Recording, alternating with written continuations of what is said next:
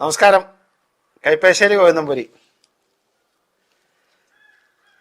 നമ്മൾ വീടുകളിൽ ദൈവിക സാന്നിധ്യം ഉറപ്പാക്കാൻ, അല്ലെങ്കിൽ ലക്ഷ്മി സാന്നിധ്യം വരാൻ, അല്ലെങ്കിൽ ഈശ്വരന്റെ അനുഗ്രഹം പൂർണ്ണമായി നിറഞ്ഞ് പൂർണ്ണമായ മോക്ഷം അല്ലെങ്കിൽ നന്മ അനുഗ്രഹം നമ്മുടെ വീടുകളിൽ ഉണ്ടാകുന്നതിനെ കുറിച്ച് നിരവധി കാര്യങ്ങൾ നിരവധി തവണ ഞാൻ സംവദിച്ചിട്ടുണ്ട്. അപ്പോഴും പലപ്പോഴും പരാതികൾ തീരാത്തത് കൊണ്ട് അതിനെക്കുറിച്ച് ഒരു കാര്യം കൂടെ ഞാൻ പറഞ്ഞു മനസ്സിലാക്കാം. ഒരു മനുഷ്യ ജീവിതത്തില് ശുദ്ധിക്ക് വളരെ പ്രാധാന്യമുണ്ട്.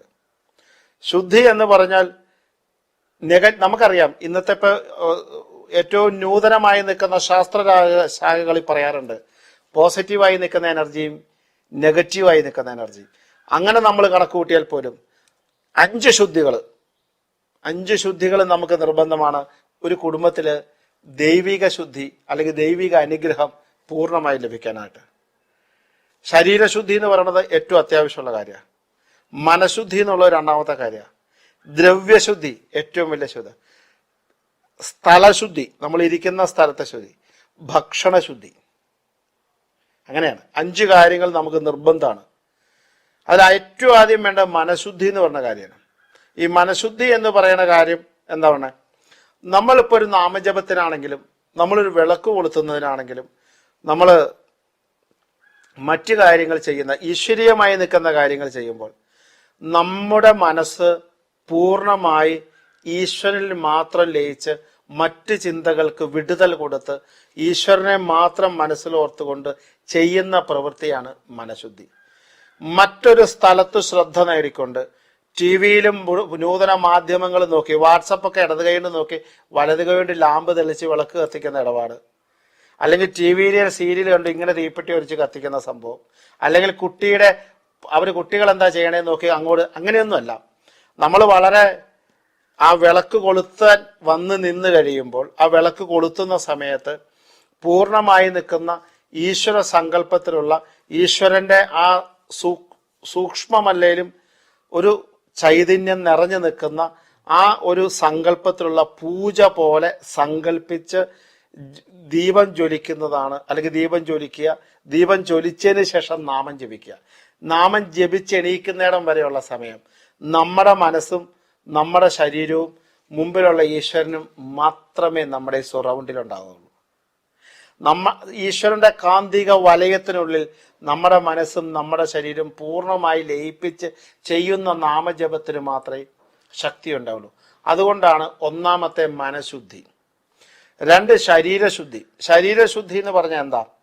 ശരീരശുദ്ധി എന്ന് പറഞ്ഞാൽ നമ്മൾ രാവിലെയും വൈകുന്നേരവും കുളിച്ചിരിക്കണം. അതാണ് ഒന്നാമത്തെ ശരീരശുദ്ധി. ഉച്ച സമയത്ത് കഴിക്കുന്ന ഭക്ഷണ പദാർത്ഥങ്ങളൊക്കെ മോശമാണ് എങ്കിൽ, അല്ലെങ്കിൽ നോൺ വെജിറ്റേറിയൻസ് ആണ്, അമ്പലത്തിനകത്ത് കയറാതിരിക്കുക. അതുപോലെ വളരെ കേമായി നിൽക്കുന്ന നാമജപാദികൾ ചെയ്യാതിരിക്കുക. അതൊക്കെ രാവിലെ ചെയ്യണം എന്ന് പറയുന്നത്.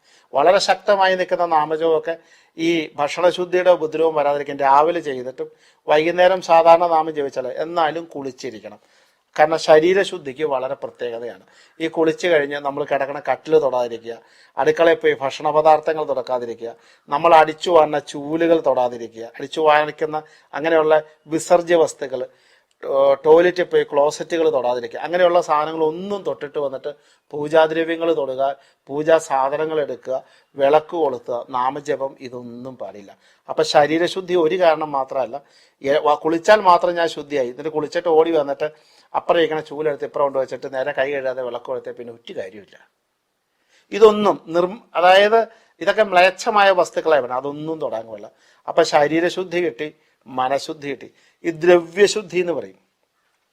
നമ്മൾ വാങ്ങിക്കുന്ന ദ്രവ്യങ്ങൾ, നമ്മളിപ്പോൾ നിലവിൽ നമ്മുടെ കുടുംബത്തേക്ക് വിളക്ക് കൊളുത്താൻ ഉപയോഗിക്കുന്ന എണ്ണ മുതൽ, ഇപ്പൊ ഈ കഴിഞ്ഞ ദിവസം ഏതോ ന്യൂസ് കണ്ടു, മൃഗത്തിൻ്റെയൊക്കെ കൊഴുപ്പ് അരിയിപ്പിച്ചുണ്ടാക്കണ എണ്ണകളുണ്ട് എന്ന് പറയും.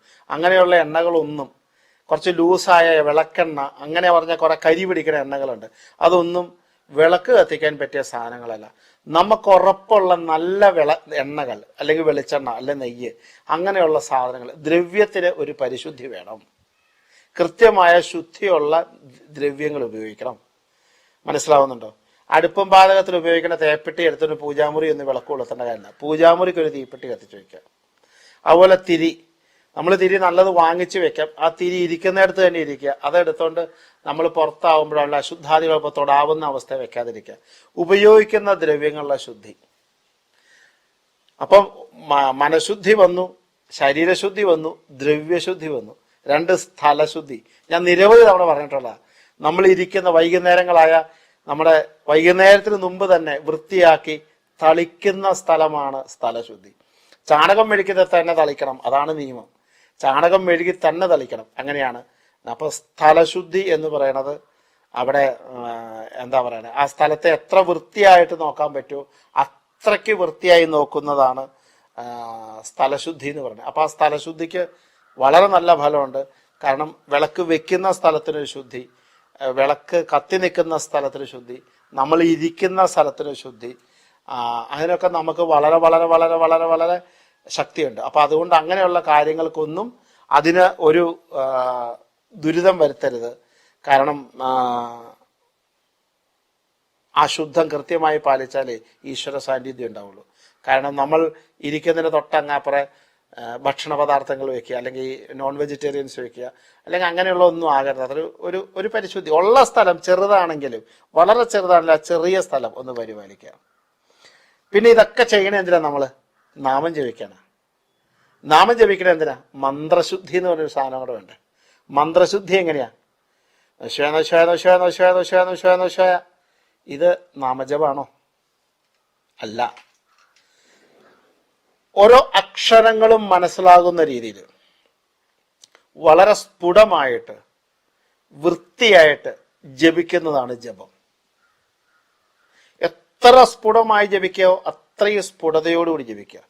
എത്ര ജപിക്കുന്ന ഓരോ നിമിഷവും നമുക്ക് ഭഗവാനെ കാണാൻ പറ്റുമെങ്കിൽ, നാരായണായ നമ എന്ന് പറഞ്ഞാൽ ആ ഭഗവാന്റെ പുഞ്ചിരിക്കുന്ന മുഖം തൊട്ട് ശംഖ് ചക്ര ഗദാ ഹസ്തങ്ങളോട് കൂടിയിരിക്കുന്ന ആയുധങ്ങളോടുകൂടിയ ഭഗവാനെ, ആ വളരെ സുസ്മേരവധനായി നിൽക്കുന്ന ആ ഈശ്വരനെ നമ്മൾ മനസ്സിൽ പൂർണ്ണമായി സങ്കല്പിച്ച് ആ ഭഗവാന്റെ അടുത്ത് നമ്മൾ ചെന്നിരുന്ന് ആ ഭഗവാനെ നമസ്കരിച്ചുകൊണ്ട് നമ്മൾ വൃത്തിയായി ആ നാമം ജപിക്കുമ്പോൾ ആ നാമജപാദികൾ കേട്ട് ആ ഭഗവാൻ ചിരിച്ചുകൊണ്ട് നമ്മളെ അനുഗ്രഹിക്കുന്ന ആ സങ്കല്പത്തെ പൂർണ്ണമായി ഉൾക്കൊണ്ടുകൊണ്ട് നമ്മൾ ചെയ്യുന്ന പ്രവൃത്തിയാണ് നാമജപം.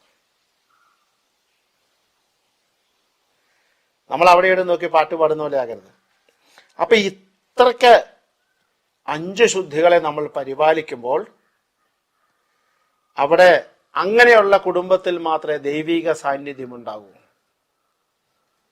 ദൈവിക സാന്നിധ്യം ഉണ്ടാകണേ ഞാൻ വിളക്ക് കൊളുത്തും നാമം ജപിക്കും എന്ന് പറയുന്നതല്ല.